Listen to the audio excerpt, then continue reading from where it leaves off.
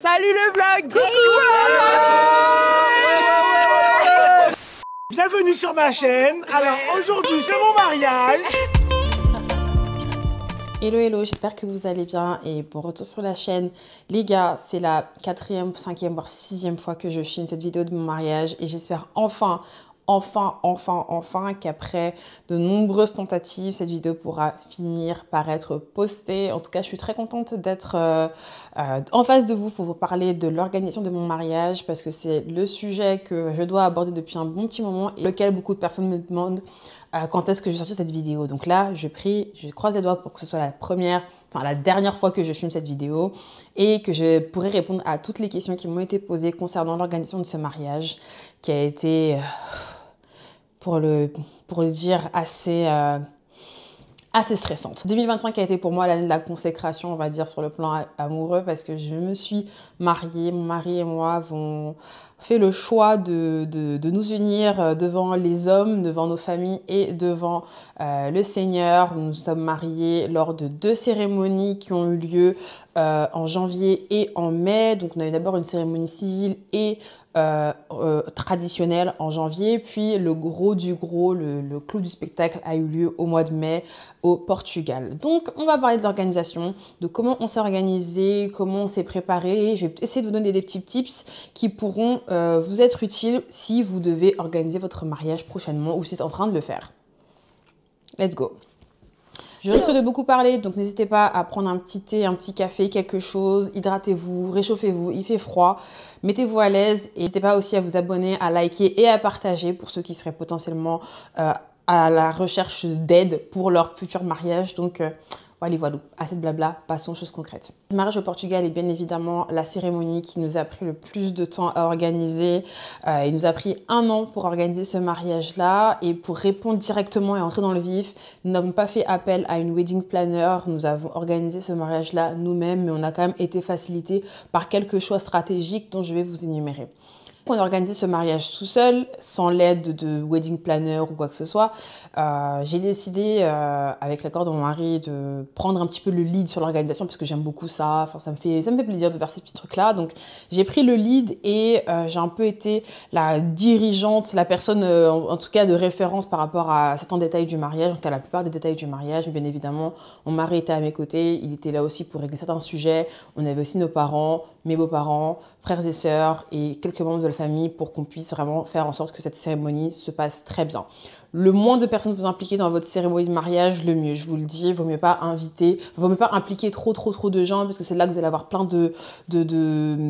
d'avis qui peuvent être contradictoires parfois, qui vont se mélanger et si vous voulez vraiment garder la vision de votre mariage, faites en sorte d'impliquer le moins de personnes possible dans l'organisation de celui-ci. Pourquoi on a décidé de se marier au Portugal? La raison, elle est simple. Notre premier voyage ensemble a été fait au Portugal, à Lisbonne. Ma demande en mariage a eu lieu au Portugal, à Lisbonne, l'année d'après. Et l'année suivante, on a fait le choix de se marier là-bas. C'est une ville, je pense, qui nous a beaucoup touchés. On s'y sent bien. Donc, pour nous, c'était un peu logique que de se marier là-bas. Mais si on ne devait pas faire de destination wedding, on se serait marié hors de l'Île-de-France ou en tout cas dans un endroit assez reculé de Paris. Parce que pour l'instant, je ne vous cache pas qu'on n'a pas forcément eu de coup de cœur pour beaucoup de salles parisiennes. On n'a pas eu de très gros kiff. Mais bon... on a décidé de faire comme ça et c'est vraiment pas plus mal. Au niveau de la timeline, il nous a fallu 1 an pour organiser ce mariage. Et entre-temps, notre mariage traditionnel qui est devenu beaucoup plus gros qu'il n'aurait dû être est arrivé. Donc, bien évidemment, ça nous revient à faire 2 célébrations en 1 an. C'est pas forcément évident, mais on a réussi à le faire. Donc, on s'est fiancés début mai 2024 et on a su très rapidement qu'on voulait se marier du coup en 2025. Là où il fallait se caler ce niveau de la date, on savait qu'on voulait se marier hors de la période estivale qui est en général de, je dirais, juin à septembre, voire mai parfois. Et on s'est dit, plus tôt on se marie ou plus tard on se marie après la saison estivale et mieux on va s'organiser en termes de prix parce qu'en général, la saison estivale, c'est là que les prix augmentent vachement et moi, je voulais pas non plus me retrouver à payer énormément d'argent si je pouvais faire quelques économies en me mariant plus tôt ou plus tard dans l'année. Donc, en fonction de la salle qu'on avait pu trouver, on savait qu'on voulait se marier à peu près au printemps 2025. Et par la grâce de Dieu, on a réussi à trouver notre salle pour mai 2025. On a rapidement su qu'on voulait se marier au Portugal. Je pense que dans les 3-4 jours qui ont suivi nos fiançailles, on a commencé à entamer en fait les préparatifs pour le mariage au Portugal. Et au final, c'était une très très très bonne idée parce que nos parents étaient aussi hypés. On avait tous les deux la vision. En fait, on savait qu'on voulait pas un mariage typique congolais, parisien. C'est un style de mariage qui est très répétitif, c'est souvent les mêmes salles, on sait à quoi s'attendre en général dans ce genre de fête, on s'y amuse beaucoup, certes, mais on voulait pas forcément ça parce que ça ne matchait pas totalement notre vibe, et nos parents aussi ne voulaient pas qu'on reproduise certains schémas, ils voulaient qu'on reste simple mais très efficace, et le keyword pour nous c'était un mariage chic, élégant, intimiste, familial, où les gens se sentent bien et à l'aise. Donc c'était sûr que sur certains points, on voulait pas reproduire le schéma classique du mariage congolais. Mais bon, ça c'est un autre débat, on pourra en parler s'il y a besoin. On a vraiment commencé à organiser le mariage à partir du mois de mai. On s'est fait début mai et à la fin du mois de mai, on était reparti au Portugal pour visiter un certain nombre de salles et trop bien. On savait que ce voyage allait être assez productif. On est resté moins de 48 heures et on a réussi à avoir des coups de cœur sur des salles et on a pris notre décision. On l'a booké, on a signé et quelques jours après, on a eu l'occasion de réunir nos parents ainsi que nos grands-parents, quelques oncles et tantes, en tout cas une douzaine de personnes autour d'une table chez mes parents pour qu'on puisse en fait tous se rencontrer et surtout qu'on puisse entamer la préparation de ce mariage-là. J'ai fait des slides PowerPoint avec mon mari et puis qu'on a présenté après le repas et dans ces slides-là, en fait, c'était assez intuitif. On avait tout mis. On a mis littéralement le lieu, la date, le premier jet de budget, parce qu'on a déjà commencé à trouver certains prestataires, on a déjà certaines informations, donc on a pu mettre un petit budget prévisionnel, on a pu mettre le nombre de personnes qu'on voulait au mariage, on a mis plein de petits trucs et franchement, on a donné un premier socle sur lequel travailler. Et le lendemain de notre mariage, de cette réunion, nous avons envoyé les save the dates à nos invités.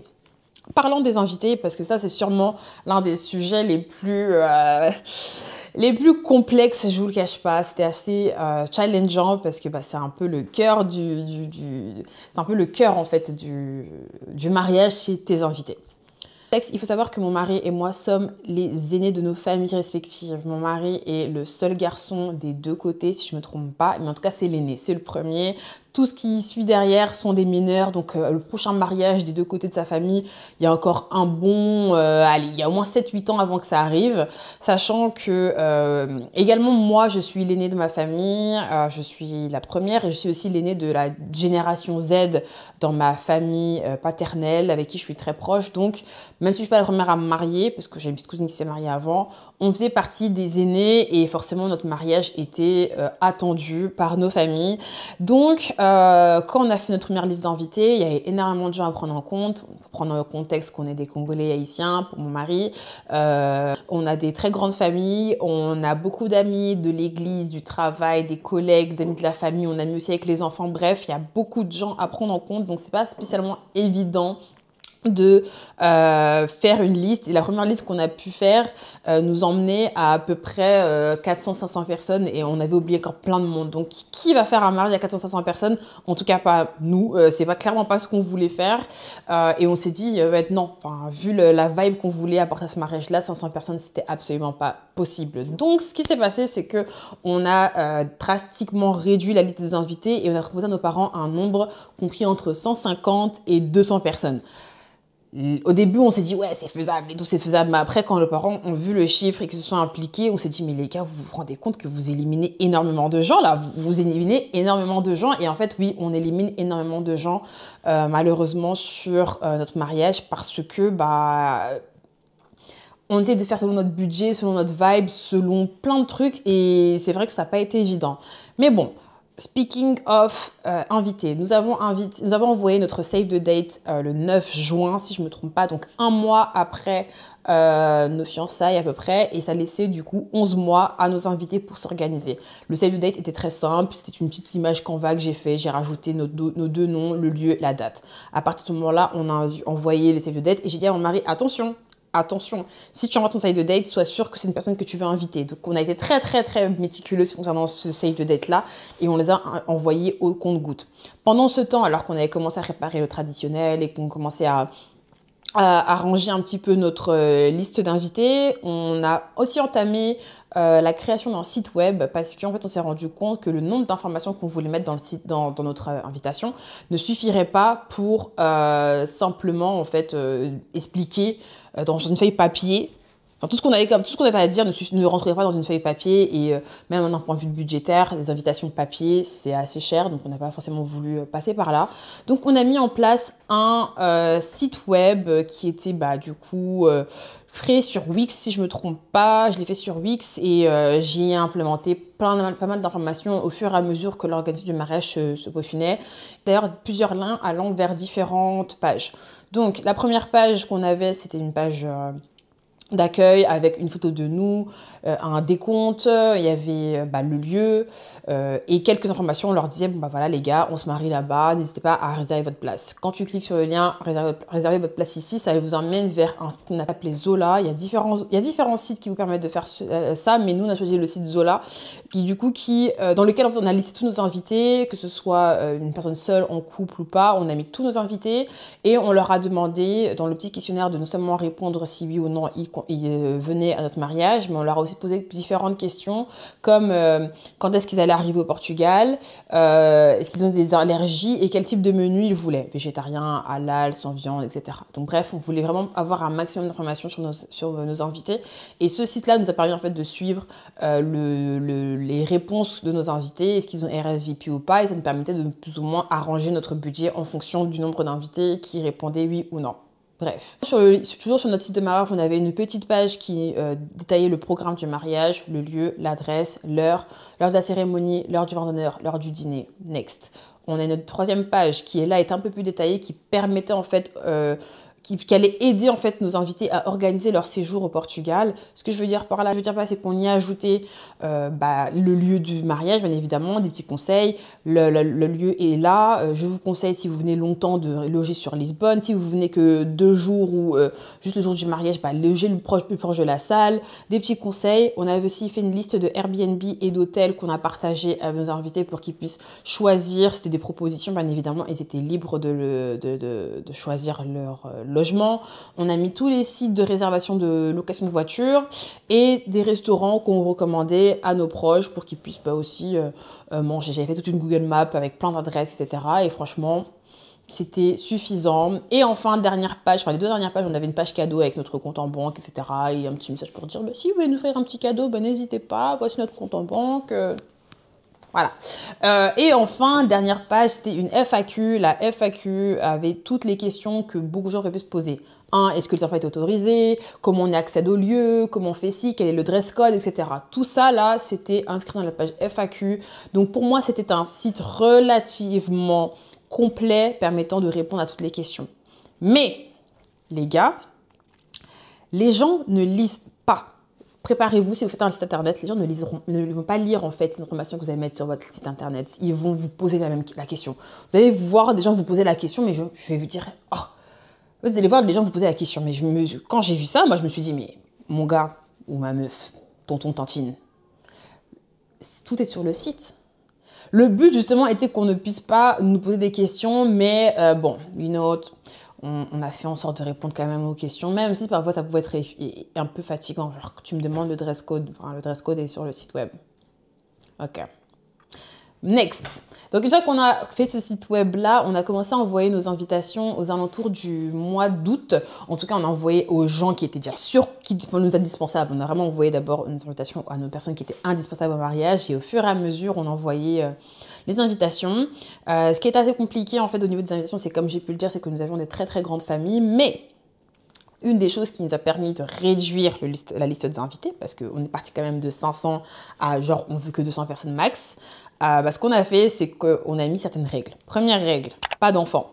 Deuxième règle, les plus 1, pas forcément autorisés. Et 3, je sais plus c'est quoi la troisième, mais en tout cas, la troisième, c'était vraiment une règle, mais c'était plutôt un moyen de sélection, en tout cas que j'ai appliqué pour moi, c'est que si toi et moi, la personne que j'ai invitée, on s'est pas vu, j'aimerais inviter, on s'est pas vu, pas parlé, tu connais pas mon histoire avec mon chéri, on n'a rien, il n'y a pas eu de réel échange au cours de l'année qui s'est écoulée, c'est peut-être dire que toi et moi, on n'est pas si proches que ça, parce que c'est vrai que nous, on voulait vraiment nos personnes les plus proches, Mais avec du recul,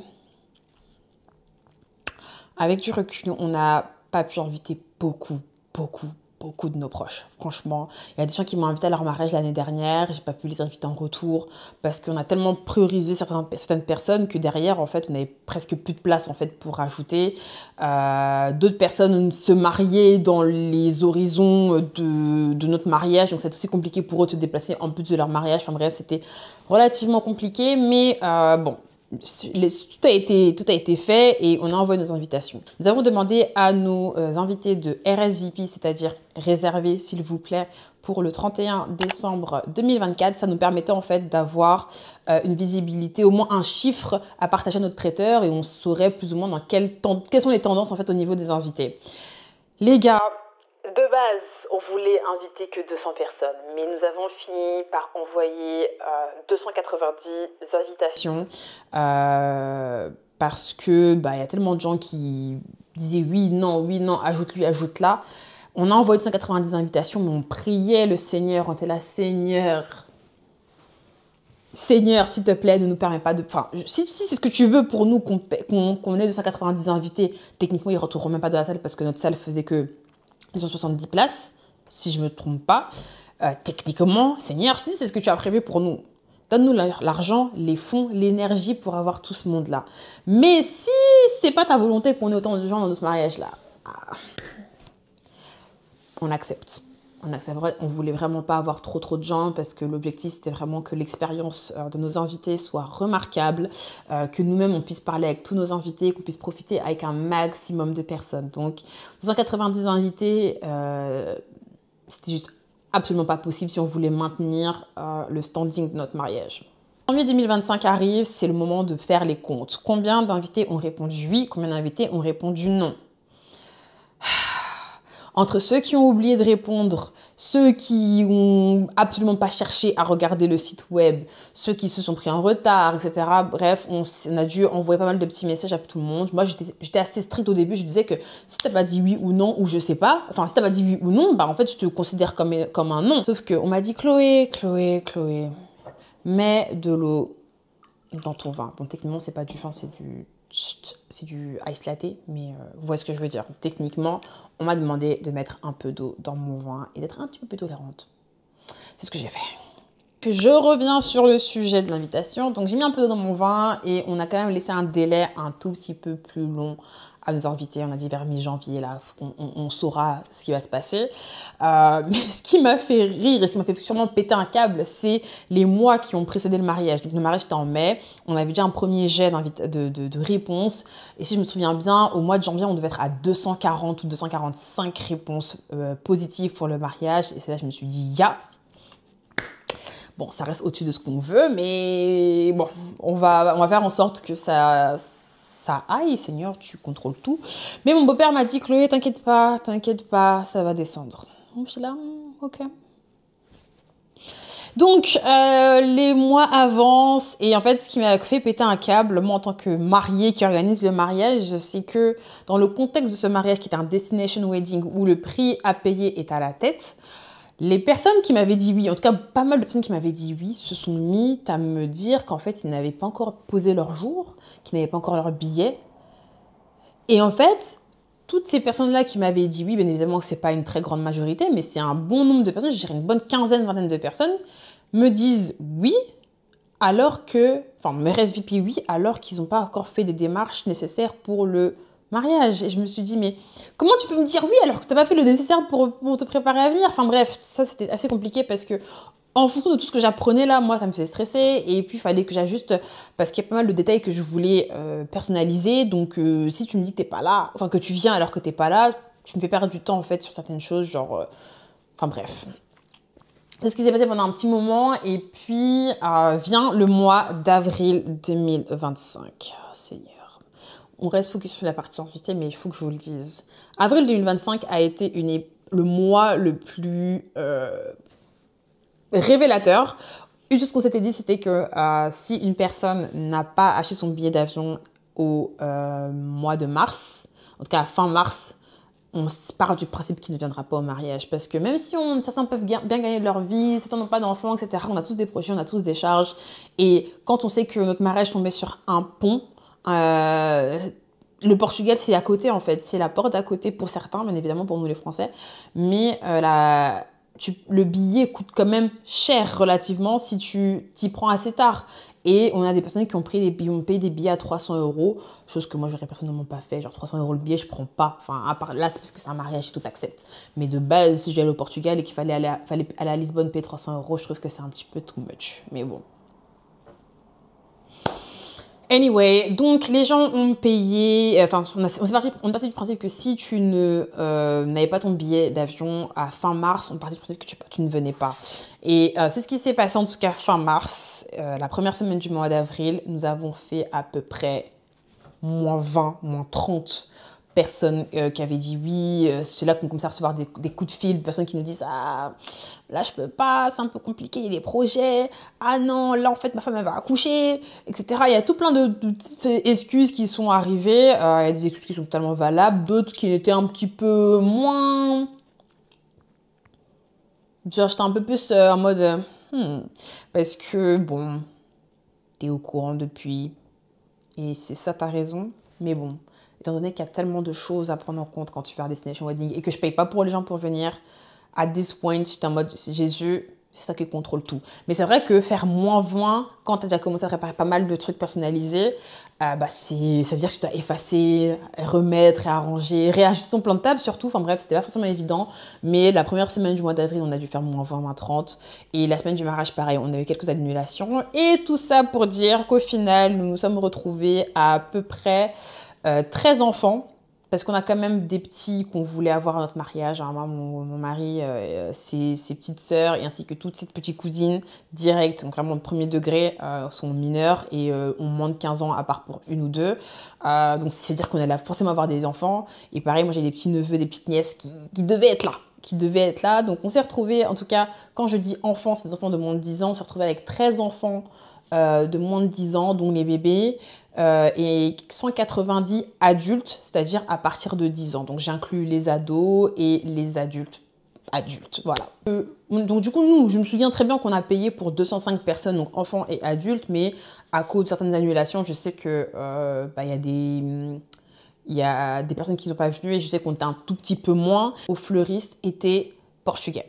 Donc ce qui s'est passé, c'est que nous avons trouvé notre photographe assez tôt.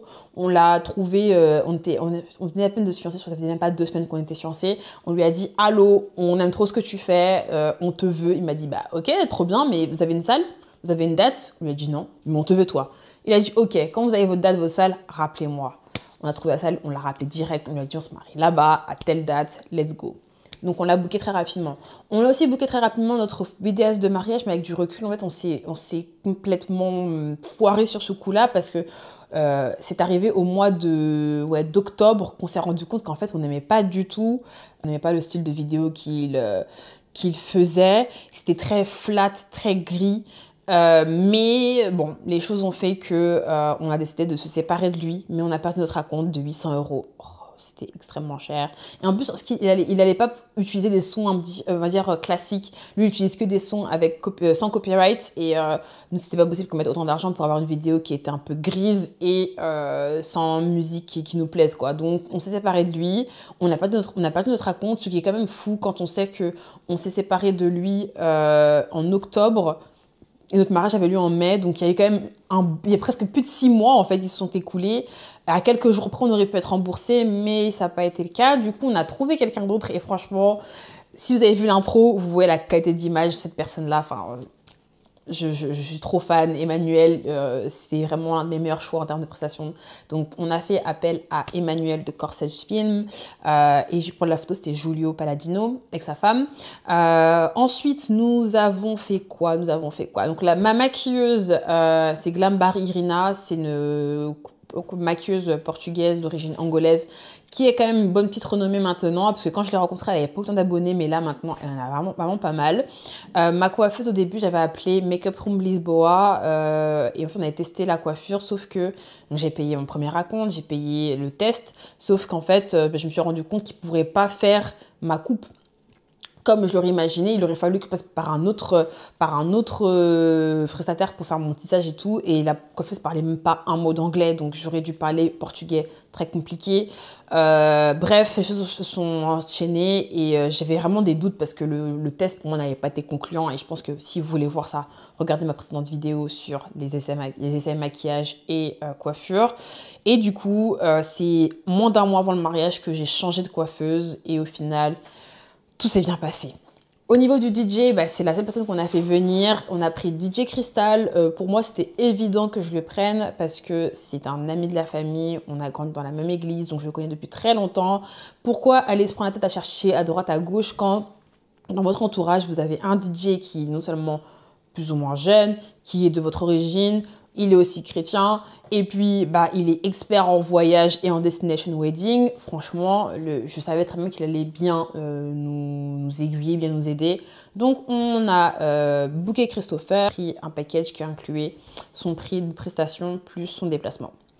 Au niveau de nos fleurs, en fait, j'avais déjà des fleurs inclus dans ma salle, mais j'ai quand même dû acheter certaines fleurs. Donc, on a fait appel à Alex de Floral Bolos. Je kiffe trop aussi. Il est hyper créatif. Et il s'est chargé de mon bouquet ainsi que des boutonnières, des bouquets de mes sœurs et des deux grosses compositions florales que nous avions lors de la cérémonie et qu'on a réutilisées pour les photos de nos invités. Voilà. J'ai oublié qui. Ah oui, on avait dû rajouter de la sono La sono, on a dû faire appel à Future. Je ne vais pas dire n'importe quoi, je vais écrire, mais je ne sais plus c'était qui. On a fait appel à une équipe portugaise qui se chargeait de nous fournir la sono des musiciens, puisque mon mari avait des musiciens aussi, ainsi que celle de la cérémonie, du vin d'honneur et le jeu de lumière que nous avions pour la soirée. On s'est rendu compte relativement très tard en fait qu'on avait oublié notre sono et notre lumière, mais on aurait pu s'en passer en tout cas de la lumière. Mais bref, longue histoire. Au niveau de la papeterie, ça c'est moi. Bon, je sais pas si tu vois là, je vous ai fait un logo. Donc, le menu, on les fait soit vertical, un peu comme ça de la dot, soit on les fait vertical, histoire de changer un peu. Dans tous les cas, tu auras une phase foncée, une phase un peu plus claire. Cloué et margin. 9 mai 2025, C et M, c'est très royal. Lisbonne, Solar des Pancas, moi table pour faire genre on dîne. Ok. Et là, du coup, j'ai testé plein de dispositions. Je suis partante pour celle-là, j'aime bien celle-là. Okay. Celle-là, ça veut dire qu'on ira comme ça.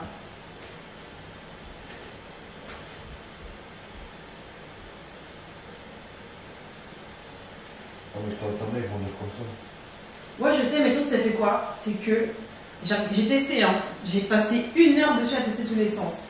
Si tu mets entrée, plat, il y a 2 options. Ça fait. Il n'y a pas 2 options, c'est acté. Non! À la viande, tu as le plat, tu as la partie végétarienne, ceux qui ne mangent pas de viande, un poisson. Et tu as la partie là, ceux qui ne mangent pas de poisson. Oh, j'ai raison. Bah, t'avais tous les Michael et tout. Ok, évidemment. Oui, mais justement, maintenant qu'ils viennent pas, on va leur dire de pas. Et il y a tant de monde, elles ne mangent pas de poisson non plus. Tu vois, ça c'est encore un truc important. Ah, c'est végétarien. En vrai, dans tous les cas, en gros, je veux dire, on a 2 parties pour les plats, qu'il y a 2 options. Bah, en fait, il faut. T'as plus de texte. Et donc, moi, j'aimerais pas que ce soit un peu homogène. Donc, si je mets ça là, ça te fait beaucoup de texte. Et puis rien. Donc soit on fait comme ça, donc 1, 2, 3, 4, 5, 6. Soit on lit comme ça. T'en penses quoi? Je préfère comme ça. Tu vas comme ça? C'est plus simple à lire, c'est plus compréhensible. Ok.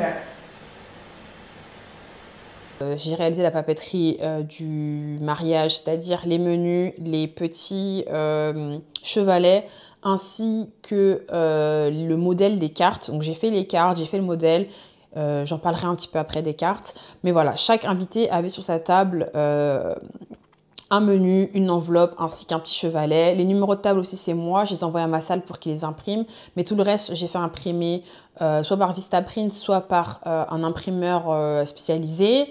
Et la décoration, donc les menus de bar, ainsi que le plan de table et le welcome sign qui est en tissu, c'est des Portugais qui l'ont fait. C'est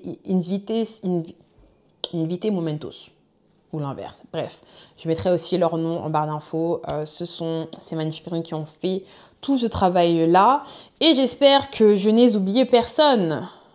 Étant donné que nous étions vraiment organisés et qu'on voulait un mariage carré dans tous les sens du terme, on a fait pas mal de réunions avec nos familles. On en a fait une, en tout cas, avec la famille élargie qu'on voulait impliquer, c'est-à-dire les témoins, les parents, certains oncles, les tantes, etc. On en a fait 3, donc une par mois, sur les 3 mois précédents le mariage, donc février, mars, avril. Mais entre-temps, parce qu'il faut toujours être plus préparé qu'autre chose, avec nos parents, on a fait plusieurs points. On a vraiment passé beaucoup de temps à faire des réunions pour faire des états des lieux, refaire un tour sur la liste d'invités. Et sur la fin, on a passé beaucoup de temps à faire notre plan de table. Notre plan de table, on le voulait aussi très carré, très précis. Au niveau des tables, j'ai essayé de mettre un screenshot de la salle vue d'en haut. On voulait du coup 2 tables rectangles pour les parents. Chacun de nos parents avait sa table et nos 2 couples de parents avaient leur table. Ils avaient toute leur team, ils mettaient qui ils voulaient sur cette table-là. Et le reste des tables étaient des tables composées de nos amis, de nos familles, de toutes personnes. On mettait un petit peu tout le monde, mais on a quand même passé pas mal de temps à réaliser ce plan de table pour que ce soit assez exhaustif. Et surtout, ce plan de table permettait aussi d'indiquer à notre traiteur qui étaient les personnes qui avaient un régime alimentaire particulier. Donc mes amis qui ne mangeaient pas de porc, qui ne mangeaient pas de viande, ils étaient à cette table-là, donc on sait qu'ils sont là. Et ceux qui ne mangeaient pas de produits laitiers, ça était là. Enfin bref, tout ça faisait que c'était très très détaillé et ça rendait l'expérience un petit peu plus enjoyable pour nos invités parce qu'ils se sont dit que ah ouais, on a pris en compte plein de petits trucs, mais pour nous c'était beaucoup plus de travail. Mais c'est pas grave, au moins le résultat était attendu, les gens étaient très satisfaits de voir qu'on a pris en compte leur restrictions alimentaires. J'ai vraiment été une mariée on point, une organisatrice on point. J'ai vraiment fait en sorte de surveiller tous les détails. Même mon mari me dit, mais chill. Moi, j'étais à fond. En même temps, je suis en train de travailler sur un master doc. C'est le nouveau mot que je vais utiliser. Merci, mon chef au boulot. Je travaille sur un master doc, sur un document dans lequel je vais répertorier tout ce qu'il y a à faire. Je suis déjà en train de travailler dessus depuis déjà quelques semaines. The fuck? Ouais, je suis déjà en train de travailler dessus depuis quelques semaines, mais là, il faut que j'accélère parce que bientôt, il va falloir que je l'envoie et je pense que je vais essayer de l'envoyer, enfin, je vais me donner pour objectif de l'envoyer d'ici à début avril, ou au plus tard le 8 mai. Au 8 mai, je dois envoyer plein de trucs, le 8 avril, pardon. Au plus tard le 8 avril, comme ça, tout le monde a non seulement le programme, je l'envoie aussi à mes invités, toutes les parties prenantes du mariage. Il nous reste trop de trucs à faire en fait. Il reste trop de trucs à faire. J'ai vraiment dédié beaucoup d'énergie à ce que ce mariage-là, que les détails soient respectés, à ce qu'on respecte la volonté de mon mari et moi. Vraiment, j'ai dédié beaucoup de temps. Je faisais des slides à chaque réunion. On faisait des réunions Zoom. J'ai fait quoi encore? On a créé une adresse mail commune pour qu'on puisse chacun voir ce qui se dit.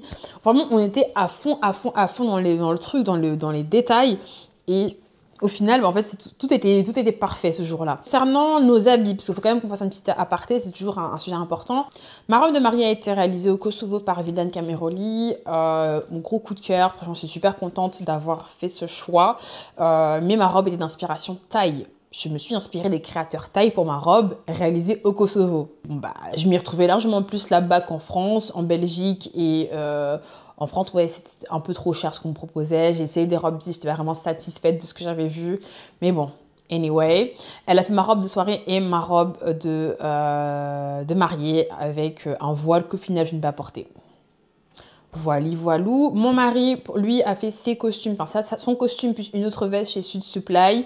Sa chemise, je crois que c'était Maison Jacob. Et tout le reste au niveau des accessoires, franchement, je pourrais pas vous le dire où est-ce qu'il a acheté tout ça. Mais en tout cas, nous, on voulait un look timeless, chic, élégant, sobre, mais bien fait. Donc, c'est pour ça que nous sommes vraiment très contents d'avoir dépensé déjà ce qu'on a dépensé. Je crois que pour toutes nos tenues de A à Z, c'est-à-dire de la tenue de préparation pour moi, qui d'ailleurs a été faite par Maison Essie qui est la fille, enfin qui est la maison qui a fait ma robe de traditionnelle. J'ai porté un boubou tout simple, un boubou blanc pour me préparer. Et donc toutes ces tenues-là, avec les accessoires, les chaussures, etc., nous ont compté un petit peu moins de 3 000 € ou 3 000 € tout pile. Et je trouve que pour des tenues sur mesure, c'était un très très bon rapport qualité-prix. Donc less is more, moins tu fais de chichi et plus tu as de tenues, on va dire, plus tu as de choses qualitatives en fait. Moi j'aime bien ce que j'ai eu, donc on est très contents. Et je sais que j'aurais jamais pu mettre une robe hyper extravagante, les plumes, les ailes, etc. C'est du revu, c'est très beau, mais je sais que ça me représente pas, donc moi je voulais un truc un peu plus simple. Et j'ai un petit peu augmenté, step up le niveau au niveau de ma robe, mais bon, voilà, j'étais très contente de mes looks globalement, simples et efficaces. Speaking of vibe, la vibe de notre mariage était assez importante. C'était important que nous ayons un mariage élégant, chic, raffiné, timeless quand même, avec une très très bonne ambiance, etc. Et des éléments que moi en tant que femme, j'y ai réfléchi depuis que je suis jeune. Je sais que je voulais ça. Je savais que je voulais un mariage dans une tente ou dans une... Bon, verrière, c'est bien, mais je voulais une tente. Je savais que je voulais que la cérémonie ne soit pas forcément au format classique, c'est-à-dire les mariés en face et 2 rangées comme ça. Non, je voulais un truc un peu différent et je savais que je voulais un 360 ou au moins un arc de cercle, pardon. Mais je savais certaines choses et Dieu merci Seigneur, nous avons pu avoir ça et c'était juste magnifique. Vraiment un des détails qui a été vraiment marquant pour moi, c'est bien évidemment notre cérémonie en 360. Tout le monde a pu voir, tout le monde était au centre, tout le monde a pu projeter son amour sur nous, les prières sur nous. C'était vraiment incroyable d'avoir ce format de cérémonie-là. Donc, je suis hyper contente et ça rend super bien au niveau des images prises par drone avec les couleurs de nos invités. Enfin, c'était juste génial. Et donc, dans tout ce climat de vibe là que je viens de vous énumérer, dans toute cette vibe que je viens un peu de vous énumérer, on a décidé de faire des choix un petit peu... on a voulu se simplifier au maximum. Les familles sont pareilles, on n'est pas trop dans l'extravagance à la congolaise comme on connaît là. Même si c'est beau gosse sur certains, nous, je sais qu'on n'est pas trop dans ça. Mais voilà, on est un peu plus chill. Et dans le contexte d'être un petit peu plus chill, ce qu'on a fait, c'est que on a fait le choix de ne pas avoir de garçons et de filles d'honneur. On s'est dit que c'était pas forcément nécessaire. Moi, je sais qu'il y a des raisons qui m'ont poussé à pas en avoir. Je voulais pas forcément impliquer trop de gens, enfin compliquer l'implication des gens en fait. C'est-à-dire que les gens viennent déjà pour nous à trouver un billet, etc. Si tu dois rajouter les devoirs de garçons et de filles d'honneur par-dessus, voilà. Étant donné qu'on n'allait pas faire de flash mob ni de gros cortèges d'entrée, c'était pas nécessaire. Donc on s'est vraiment simplifié. Et puis on a vraiment réfléchi à quel est le rôle d'un garçon et d'une fille d'honneur. Ça accompagne aussi les mariés dans la préparation. Et en fait, qui ont été les personnes hormis nos parents, nos témoins, à nous accompagner à la préparation du mariage, ça a été nos frères et sœurs. Donc, pour nous, ça a été hyper logique de les avoir à nos côtés. Donc, mon mari a 2 petites sœurs et moi, j'ai 2 petites sœurs et un petit frère. Donc, à nous 7, on s'est dit, ça suffirait en fait. Donc, on a voulu mettre en avant nos sœurs et mon frère. Donc, c'est ce qu'on a fait en leur demandant d'entrer avec nous lors de la cérémonie. Je leur ai demandé de porter du jaune. Mon frère était en crème au final, mais voilà, elles étaient dans une vibe assez jaune crème. Elles avaient chacune un petit bouquet et pour la plus petite des filles, elle avait une sorte de poignée, enfin un bracelet avec, je sais plus comment on appelle ça. Bref, vous voyez ce que je veux dire, avec une fleur. Mon frère avait une boutonnière. On a également fait notre entrée avec nos parents. Donc si je vous récapitule un petit peu l'ordre, on avait d'abord nos témoins et nos parrains de mariage, donc 2 couples de témoins plus un couple de parrains et ma mère ainsi que mon beau-père sur les mêmes chansons qui sont rentrés avant nous. Par la suite, mon mari et sa mère sont rentrés ensemble. Et enfin, sur la avant-dernière chanson, c'était nos frères et sœurs qui sont rentrés par âge, donc la plus petite, du petit au plus grand. Et enfin, c'est moi et mon père qui sommes rentrés. C'était juste ça, juste histoire de, voilà, d'impliquer nos frères et sœurs dessus. Mais elles se sont toutes fait un délire. Elles ont dit, ouais, non, le soir, on va s'habiller en noir et tout. Je dis, ok. Moi, je voulais de la couleur, mais bref. Elles ont essayé de se changer et le soir, elles étaient, elles et ils, donc ils étaient habillés en noir. C'était pas plus mal, ça faisait super mignon sur les photos. Ah, qu'est-ce que je peux vous dire d'autre? Donc, au niveau du format, au niveau de la journée en elle-même, on a voulu simplifier au maximum. Déjà, ma mari et moi, on a passé toute notre semaine de mariage au même endroit. On a pris un Airbnb dans Lisbonne et puis on a fait notre vie le temps que tout le monde arrive. On était là, tranquille, on faisait notre life. Et en fait, souvent, ce qu'on voit, c'est que les gens prennent un hôtel, une chambre, etc. Nous, on ne s'est même pas organisé comme ça. Je crois qu'on était un peu dépassés par les événements. On a juste pris un Airbnb et on a passé la nuit ensemble. On ne devait pas dormir ensemble la nuit de notre mariage, mais je l'ai dormi avec lui la veille de notre mariage. Je me suis réveillée, il était en train de dormir pendant que moi, je me préparais à partir à la salle qui était à 40 minutes en voiture de notre logement. Lui, il dormait. Donc moi, je suis partie plus tôt pour commencer la préparation et lui, il était en train de dormir. Et donc, je me suis préparée à la salle. Lui s'est préparé dans la villa où nos parents étaient parce qu'en fait, on a mis nos parents, grands-parents, oncles et tantes dans la même villa et quelques amis dans la grande villa qui nous a servi aussi de brunch spot pour le lendemain. On a fait une sorte de petit after. Donc, il s'est préparé là-bas. Moi, je me suis préparée à la salle avec les filles, tranquille. Franchement, pas de chichi. Et le fait d'être sur place, en fait, ça m'a évité de sortir, de faire des allers-retours et de potentiellement créer du retard. Donc, franchement, nickel chrome sur ce point-là. Nos invités, on devait arriver à partir de 15h pour qu'on puisse commencer la cérémonie à 16h. Mais les gens sont arrivés à 15h45. Moi, je voyais de là, je me suis dit, mais pourquoi ils sont déjà là? Je suis pas prête, pourquoi ils sont déjà là? Anyway, nos invités ont commencé à arriver. Et on a commencé la cérémonie à 16h22. Donc cérémonie qui a duré à peu près 1 heure avec quelques chants, c'est pas des témoignages, c'était quelques lectures de versets, l'échange de vœux. J'ai débité.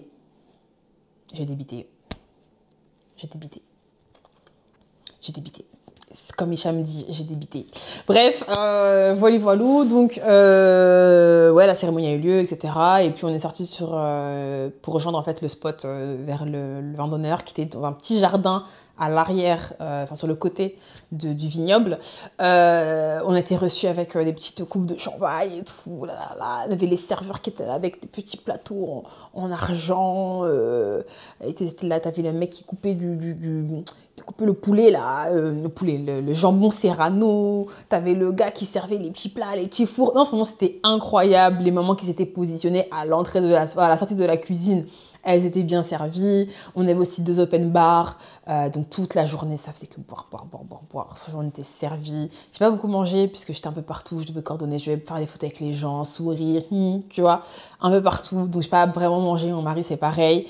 Mais voilà, on a fait ça. Notre vin d'honneur a duré 2 heures. Mon mari, comme il aime beaucoup la musique, c'est un musicien en même temps, il a créé une petite playlist Spotify avec des transitions qu'on a diffusées pendant le vin d'honneur. Les gens étaient dans leur vibe, ils étaient bien, ils étaient contents. Et si je me souviens bien, oui, un d'autres détails que je devais avoir à notre mariage, franchement. Because we don't want to do this. En fait, comme on ne veut pas faire les choses, comme on ne voulait pas copier tout le monde, on voulait être un petit peu différent. On est vraiment pas différent, on n'est pas exceptionnel. Enfin bref, on a juste voulu faire des trucs à notre façon. Alors, à défaut d'avoir un photo booth pour nos invités, ce qu'on a fait, c'est qu'on a fait un photo studio. Étant donné qu'on avait 2 photographes, un couple, on a demandé à un des photographes de rester stationné à un endroit précis pour prendre des portraits professionnels de nos invités, qu'on va leur envoyer tranquillement quand on aura les photos. Enfin, on les a eu déjà, mais on va leur envoyer au moment venu. Donc, des très beaux portraits de famille. Pendant à peu près 30 minutes, ça tournait. Bon, beaucoup de gens n'ont pas pu voir parce qu'ils étaient à fond dans la nourriture, les locosos, mais beaucoup ont quand même profité, ont fait de très belles photos. Pendant ce temps-là, mon mari et moi, avec nos parents, nos frères et sœurs, on est partis faire des photos. On ne voulait pas faire des photos avec tout le monde, genre vraiment, on pose, 1, 2. Non, on voulait vraiment pas ça. C'est pour ça qu'on a pris des photographes ayant un style plutôt documentary style. Et ça a fait que on avait des photos prises un petit peu à la volée avec tout le monde, qui sont juste sublimes. On kiffe grave et on a des vrais portraits avec nos familles parce qu'à notre mariage traditionnel, on a plus peut-être de temps à faire des portraits avec nos invités qu'avec nos propres familles. Donc bon, voilà. Putain, je suis fatiguée.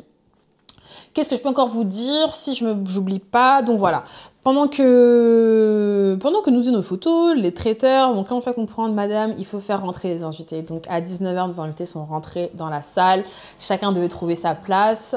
C'était assez facile parce qu'on avait déjà fait le plan de table dehors et donc sur la table, il y avait les numéros, donc c'était hyper intuitif. Tu avais ton nom, ton prénom, tu ne pouvais pas te tromper. Tout le monde s'installe et dans les 15 minutes qui ont suivi l'installation de nos invités, mon mari et moi, on est rentrés dans la salle et on a mis un petit Rick Ross. On est rentrés à deux tranquillement. DJ, il nous a mis Yewana. Bref, on a fait notre petit truc tranquille et de là, bah, la soirée a commencé. Mais notre soirée, bien évidemment, c'était la meilleure partie de la journée. Notre soirée, c'est la meilleure partie de la journée parce que on a vraiment fait en sorte que tout le monde se sente bien. Déjà, je pense que la cérémonie avait bien marqué avait donné le ton, pardon. La cérémonie avait donné le ton. On était en mode let's go, ça va être bien et tout. Mais la soirée, oh my god. Donc, ce qu'on a fait, c'est qu'on a donné 4 numéros de table à notre MC, qui est pas vraiment notre MC, enfin notre maître de cérémonie, parce qu'on avait un MC et un maître de cérémonie, j'en parlerai après. Le maître de cérémonie, c'était un ami de mon beau-père, et notre MC, c'est le cousin de mon mari, MC Nouévé d'ailleurs, très très bon, allez le prendre. Donc, ce qu'on a fait. Oui, donc on a donné 4 numéros de table et on a assigné à chaque table un son en fonction de leur personnalité. Il y avait une table pour mes petits neveux, mon petit frère, donc tous les petits adolescents, là, les 2010, tout ça, là, les 2009, 2010 et tout. Il y avait la table, normalement c'était une table pour la table de mes cousines, mais finalement c'est notre table, donc il y a une table d'oncles et tantes, la famille haïtienne de mon mari et ensuite les potes de mon mari. Donc chaque table avait un son qui lui était assigné et le DJ disait « Bon, bah allez, allô, la table numéro 1 tel ». Ok, au moment où on m'a dit vous étiez chaud. Ok, montrez-nous. Boum, le son il arrive. Et là, tu devais nous montrer de quoi tu étais capable. Et franchement, les invités ont fait le boulot. Ça a mis un peu l'ambiance. Mais vraiment le gros de notre soirée, qui a vraiment fait comprendre qu'on a poussé le sens du détail au maximum, c'est bien évidemment nos cartes. Damn. Y'all see why I don't like this shit. And y'all, in the 17 years that y'all have known me, y'all ain't never seen me like this. And when it comes to this nigga, man, ego and pride and this motherfucking YouTube shit go out the window. Like, this nigga got me. This nigga... Trop dans l'émotion parce que là, du coup, je vois enfin physiquement ce sur quoi je travaille depuis maintenant 2 mois. Enfin, même de plus de 2 mois. On est au moins dessus depuis février. La carte de ma maman et moi. Voilà. Quand j'étais bébé, toute jeune. Et j'ai écrit tout un mot derrière quand je ne vais pas vous le montrer, mais voilà. Ma maman. Oh, je suis trop émue. C'est émouvant. Et en fait, j'ai juste hâte de voir la réaction de tous ces gens-là quand ils vont ouvrir leurs cartes. Donc là, j'essaie de répartir, en tout cas, la plupart des cartes qu'on a, c'est celles de ma famille. Mais j'essaie de les répartir, comme ça, je vais pouvoir y ajouter les noms. Les noms et tout. Donc voilà, c'est un petit peu ça ce que je fais. J'ai pas énormément de temps, mais on fait ce qu'on a à faire. Voilà, voilà. Regardez la photo de mon papa. Oh, hey, vous vous rendez compte, genre, look at this picture. Oh, j'ai pleuré. Oh, regardez la photo, purée. Déjà, make-up incroyable. 2, on est archi beau. Oh my god. Non, franchement.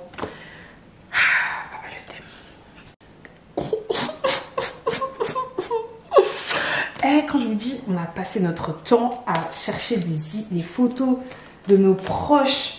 Regardez, me and my friend. Look at these pictures. Oh. Non, trop d'émotions.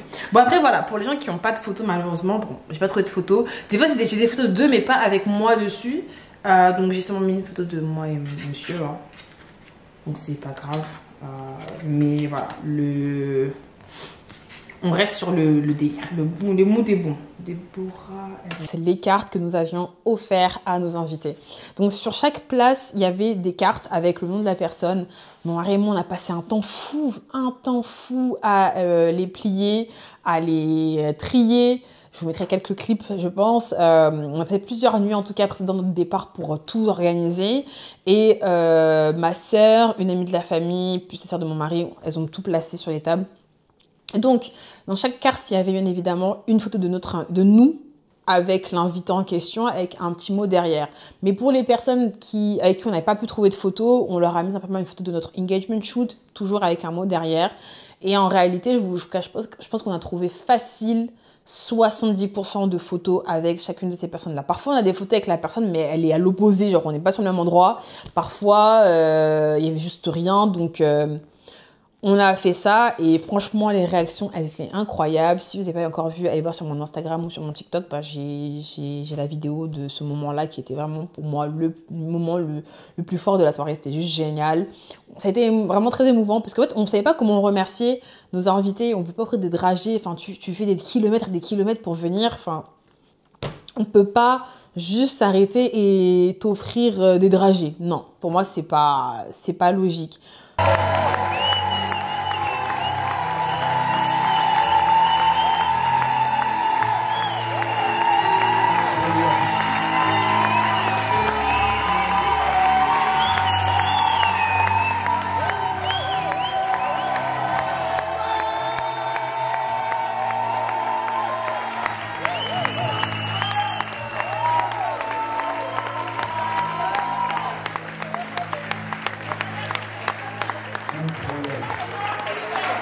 S'il vous plaît, est-ce que vous êtes d'accord avec moi pour dire que ce cadeau, c'est un 10 sur 10? Bref, on leur a offert ça, c'était très émouvant, ils nous ont applaudi et à partir du moment-là, bah, la soirée elle pouvait qu'être magnifique quoi. Donc la soirée a commencé, nous avions un service à table en 4 temps, c'est-à-dire une entrée, 2 plats, un de viande, un de poisson, ainsi qu'un dessert. Après ce dessert-là, nous avons eu le gâteau. Et après le gâteau, il y a eu tout un grand buffet avec des petites mignardises salées et sucrées et du fromage. Et l'open bar toute la soirée, donc jusqu'à 3 h du matin. À peu près, ouais. On a fait que ça, manger. Et je suis super contente. Moi, je n'ai pas beaucoup mangé, je regrette toujours, mais je me suis tellement donné lors du tasting qu'au final, bon, bah, ça se rattrape, quoi. Donc ouais, qu'est-ce qu'on a fait également? On a fait un petit comme animation parce qu'on voulait pas faire une chorégraphie, une flash mob ou un jeu un peu, je sais pas. Donc on a fait un blind test, on a pris 2 représentants de 2 tables, et chacun s'est affronté et le gagnant repartait avec un petit cadeau. C'était aussi un super bon moment. Et enfin, toujours en fait dans le cadre de faire en sorte que nos invités se sentent bien, nous avons chanté bon anniversaire à toutes les personnes qui ont fêté leur anniversaire le jour de notre mariage ou dans la semaine, parce que bah, ils auraient pu très bien fêter autre part, mais non. Ils sont venus au Portugal pour nous, donc on leur a chanté un petit joyeux anniversaire et c'est reparti en live. Niveau ambiance, c'était le feu du feu, parce que tout le monde était à fond dedans. On passait notre temps à danser entre chaque plat. Vous voyez parfois dans les vidéos les serveurs en train d'essayer de nous servir, mais t'as les mecs en train de faire une queue leu à fond dans la salle. Enfin bref, c'était juste génial. Et on a également fait des interviews, mais ça c'est dans notre vidéo officielle, peut-être que vous verrez quelques clips, je sais pas, mais voilà, on a fait ça et donc nous on a fait la fête jusqu'à ouais, on a coupé la musique à 3h30, 3h45 et on va dire sur la dernière heure, donc on va dire de 4h à 5h, on est resté avec les derniers invités qui ne voulaient pas partir, on était juste en train de discuter, rigoler, prendre des photos. Et c'était juste génial. Et mon mari et moi sommes partis les derniers. On a fermé la porte de la salle pendant que le staff rangeait. Et on est parti.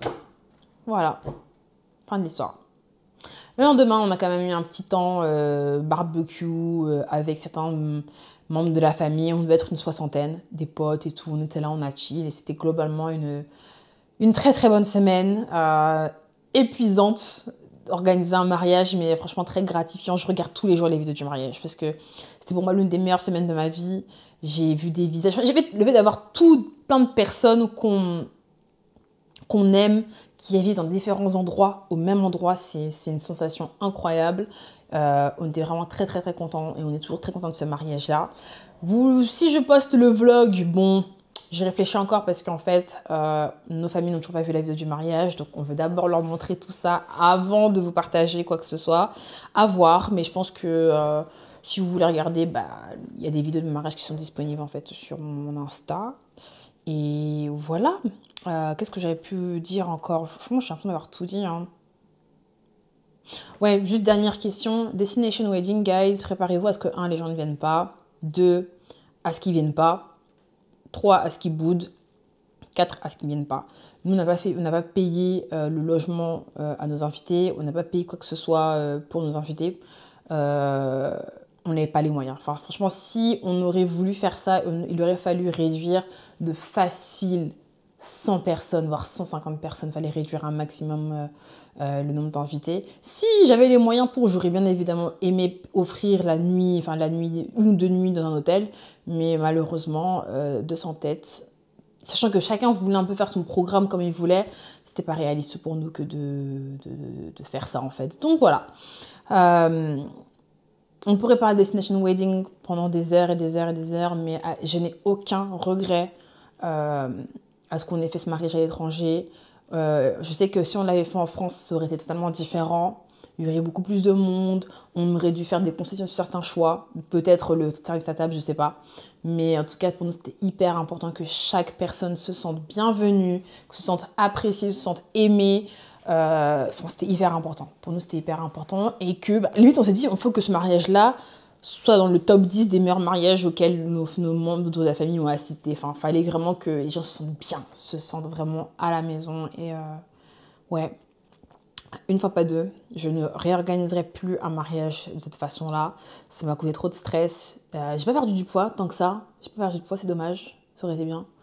Mais ouais, chaos technique. Mais c'est vrai que là, quand le mariage est passé, j'avais un bon gros blues. Et voilà. Et dernière question, c'est un peu la question fatidique. On verra si je vous donne le détail, mais grosso modo, de tout mon mariage, c'est-à-dire du moment où j'ai visité ma salle jusqu'au moment où je suis rentrée en France avec mon mari, avec le mariage traditionnel inclus, les déplacements pour le Portugal, parce qu'on est parti au Portugal 2 fois avant le mariage, ainsi que le Kosovo, tout inclus, le carburant, les alliances, les péages, la location de la voiture, les hôtels, tout inclus. On a dû dépenser à peu près 45 000 balles. À peu près, ouais. Entre 45 et 50. Mais je pense qu'on est plutôt autour de 45. Voilà. C'est un truc de malade. Genre, je me souviens être en train de trembler au moment où je devais envoyer le certain paiement. Je me suis dit, c'est de la folie en fait. Genre, 1 an de travail qui partent comme ça. C'est de la folie. Mais on regrette pas. Voilà. En tout cas, j'ai tout dit concernant mon mariage. J'espère que cette vidéo va vous plaire. Je ne la refilmerai plus. N'hésitez pas à partager, liker. Vous avez aussi en barre d'infos, je mettrai tous mes prestataires ainsi que mon document Google qui m'a servi pour mon budget. Donc voilà, n'hésitez vraiment pas à poser des questions en commentaire et j'y répondrai. Voilà, bisous.